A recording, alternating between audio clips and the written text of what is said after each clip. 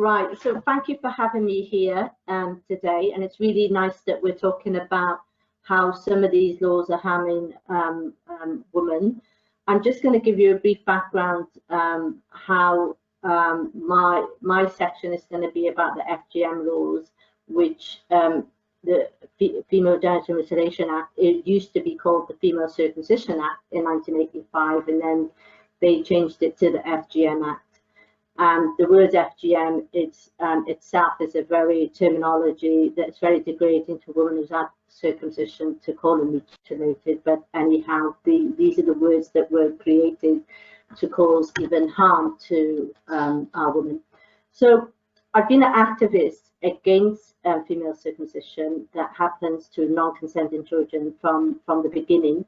And I got involved with the anti-FGM campaign back in the late 80s. And I was one of the initial campaigners with other ladies. And for me, my passion is about protecting children. So, this is something that happened to lots of girls in my communities, and it will happen to them under the age of, probably under the age of 10. So it's happening to non-consenting children. So getting involved with the campaign at that time, I felt that it was right to have these laws, and I was really an activist to support that. But as time went and they've had amendments to the laws, I've become to realise that how the FGM Act is actually victimising and criminalising the very women that they say that they're protecting and the children that they say they're protecting. And people in our community who used to do female circumcision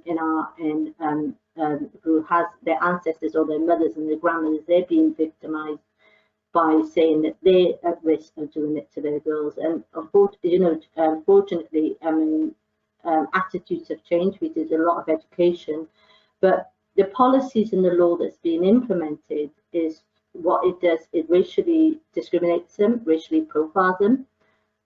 If a woman who's got historical circumcision presents herself for the antenatal and she's having a baby, she'll be asked about whether she's been circumcised.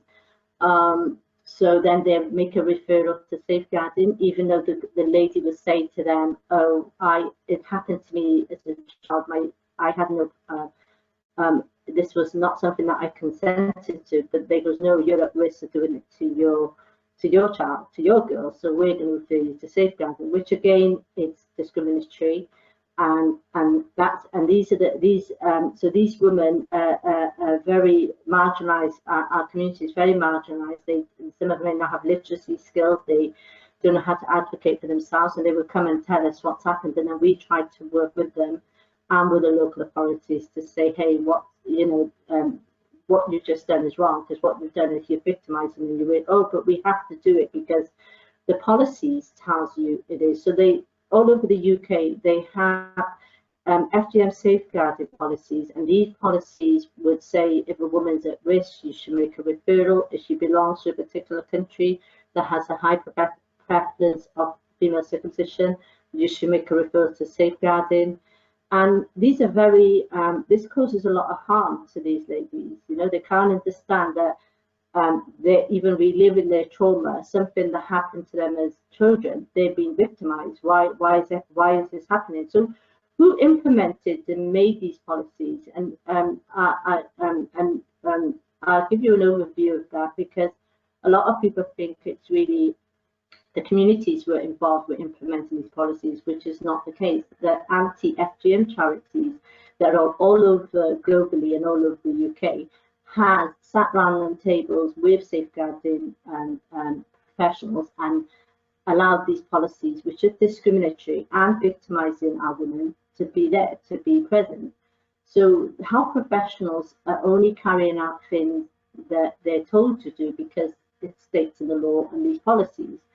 So what I've been trying to do over the last 5 years is showing examples of these ladies and how they've been discriminated. And, we've done it collectively as a community because we were constantly getting lots of cases all over the UK. Families have their kids taken into care. They've been placed on FGM Orders Act because they've had female circumcision as a child, and there's no proof are told that they're going to do female circumcision to their children, it's all based on something that happened to the grandmothers and their aunties many over 30 years ago, whereas people are not looking at attitudes have changed, you know. Some of these ladies, they get very upset that some of them don't even want to go to hospital to have cervical smear because they're scared that they're going to get referred to safeguarding. So these laws, what they do is harm our communities. And what the 2015 Act, which is part of the Serious Crime Bill, which is the mandatory reporting, the health professionals have a duty and a responsibility to report any girl in the UK under 18 that has female circumcision. Now, they're asking adult migrant women that's come to the hospital for antenatal, oh, have you had female circumcision? She says yes, then the referral is made. So they're not reporting that as under 18. They're asking them this question, which is called, even though they're asking her as an adult, they're not asking it, they're not identifying children, they're identifying adult African women. And then when they're asking that question, they put that in the data and it's collected. So the data that is collected then by the NHS digital is women who's got historical circumcision, who has migrated to the UK over 20 years ago, I don't know, 30 years ago, and who has historical circumcision. And then that is put into the data, the NHS, and it's perceived and presented by the mainstream media and by activists that we have a high epidemic of female circumcision in the UK, which is, this is not the case. So what they're doing is using historical cases and presenting it as new data.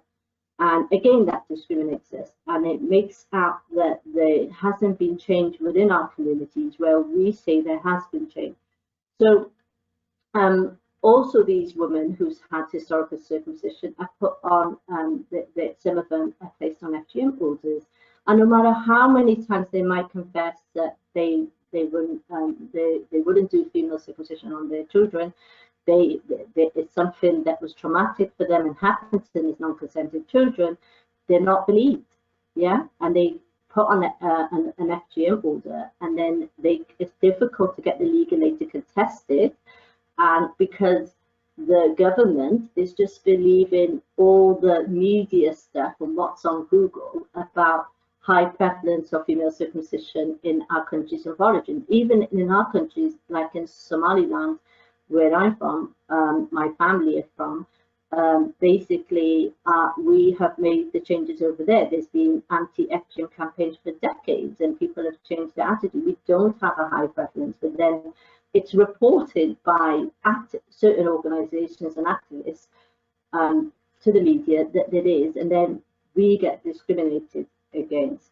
And that's also including our young girls. So our young girls who, because part of the education as well is to teach FGM awareness in the school's education. So our young girls who are teenagers, and they would say they would see the trainer presenting something that's like their country of origin as 98%, and they say, well, we are Somali, we are that, we're Sudan, we haven't been circumcised, and we're 15 and 16, but they're not believed, you see. So it's because what everybody listens to and believes is what the data, and a lot of these NGO organizations go and present anecdotal data, and people believe it, and it's used against us in many ways.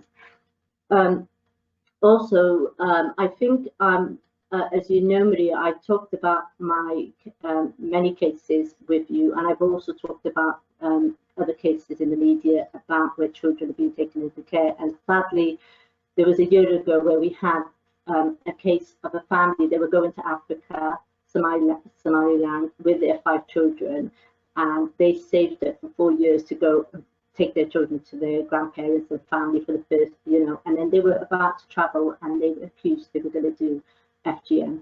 The family had all 5 children taken into care by a local authority in the UK. With that family, we managed to get the kids back, but we advocated for them. We got a solicitor for them. We had to go to court. It was, you know, if you imagine, the mum and dad was in Crescent at the police station, and their 5 children in foster care for 12 days, you know, and one of the youngest child was 8 months old, you know, and one of the boys was had disability. So these are the cases that we're seeing, and we're trying to support families in terms through the legal process, because what these laws are doing is victimizing us and criminalizing the communities. And rather than believe in the communities and listening to our views, what's happening is people listen to anti-FGM charities. So these activists as well, what they would do is they would proclaim that female circumcision is epidemic in the UK, and they would use, they would misquote data. And one of the data they constantly they misquote is Professor Alison McLaren data that she wrote in 2011. Now, Professor Alison wrote an article in the British Medical Journal, I think it was in March 2019, and she wrote to say that she presented how she wrote that data, and she actually said that FGM is not widespread in the UK.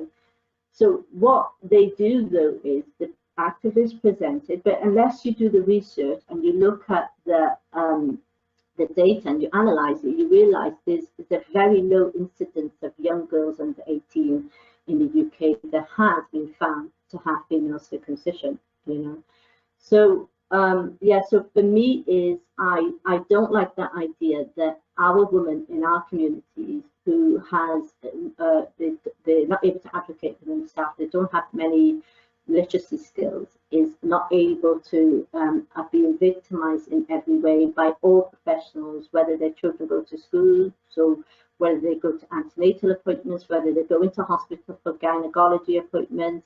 I mean, you get a lady going for a gynae appointment and then they'd be asked, oh, have you had female circumcision? You know, she's going for something to do with her womb or whatever, and there are something, you know, I mean, would you ask a woman whether she's been sexually abused? So if female circumcision is categorized in the Children's Act, which we all know as physical abuse in the Children's Act, would we ask a child whether they've been physically abused? Would we ask them whether they've been sexually abused? So if it's categorized into physical abuse, then we want that same right as well for you not to ask these questions, you know. So not everybody wants to volunteer their information. It should be up to them whether they want to tell you or not, but they get asked these questions at the airports. Family gets racially profiled at airports. They have a thing called the Operation Limelight, which is run by the government border agency, and they stop the families going to Africa. They ask them questions: are you going to do FGM? You know, this is racial profiling, and we have campaigned extensively and to show the other side of the community voices. You know, families have said, I've saved it for 4 or 5 years to go to Africa, and I've stopped at the airport and with my children, and all my tickets, I've lost all my tickets, and I wasn't able to board the flight. And these are real cases. And so what we do is we do events all around UK. I do this with many other different women of different cultures, where our campaign group is growing, and more people are beginning to see the other side of the narrative. I don't support female circumcision of children. It happens to them as non-consenting children. Children should be protected and safeguarded. I mean, I wouldn't have gone into a career of doing social work if I didn't feel passionate about this. So what I want us to do is for people to understand and learn the other side of the story, because unless we listen to other people's views and the community views, I want you to be open and ask people about how we can help the communities and listen to the other side of the viewpoint. Thank you.